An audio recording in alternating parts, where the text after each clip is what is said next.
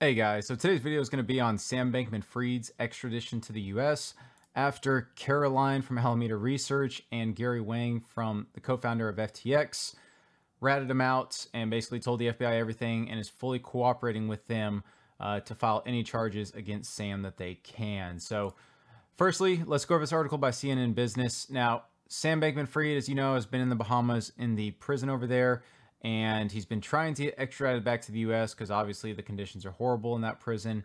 And you can see here, he, almost full-on beard going on, clothes look raggedy, he has a bag of his belongings, and he is basically being escorted to get on a plane to go back to the US. So it says, Bankman-Fried will be extradited after the foreign minister of the Bahamas signed a warrant of surrender allowing his extradition to the United States.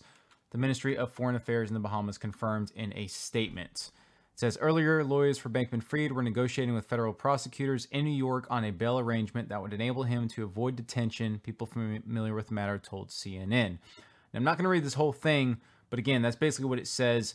And one of the biggest things about Sam right now is he is facing life in prison, okay? They kind of compare him to Bernie Madoff, who did the same thing, ran a Ponzi scheme, and ended up getting life in prison and then died a couple of years after. But basically, Sam is going to be in the U.S., and if he's not already, and right now he's facing life in prison. Now, a couple posts here on Twitter.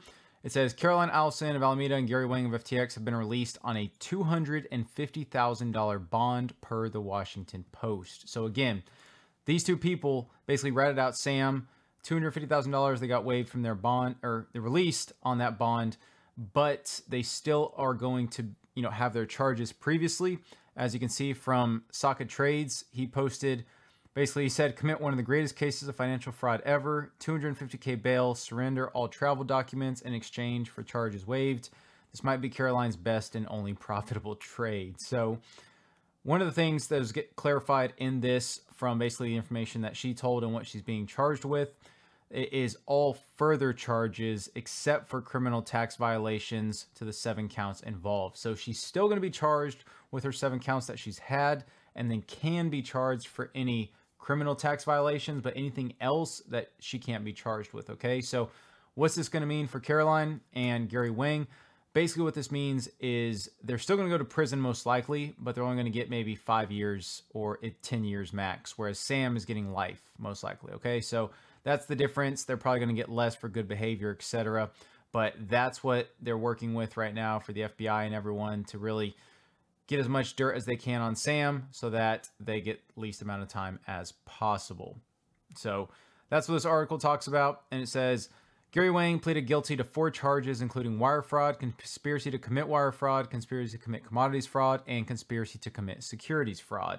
And then Caroline Ellison, who's reportedly romantically involved with SBF at some point, has pleaded guilty to 7 charges, including wire fraud, conspiracy to commit wire fraud, commit securities fraud, conspiracy to commit money laundering.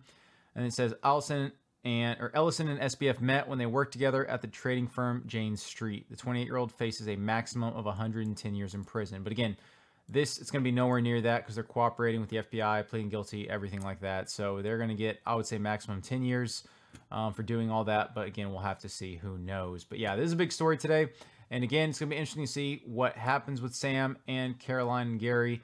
Again, I'm glad at least they're being held accountable for what they did. A lot of people lost billions of dollars. So it's good to see that and set the example for any future bad actors in the crypto space in general that are thinking of doing something similar. So with that, if y'all enjoyed this video, guys, please give it a like. Please comment if you have any questions. And please subscribe if you haven't. Really appreciate all my subscribers. Thank you guys so much for watching. Till next time.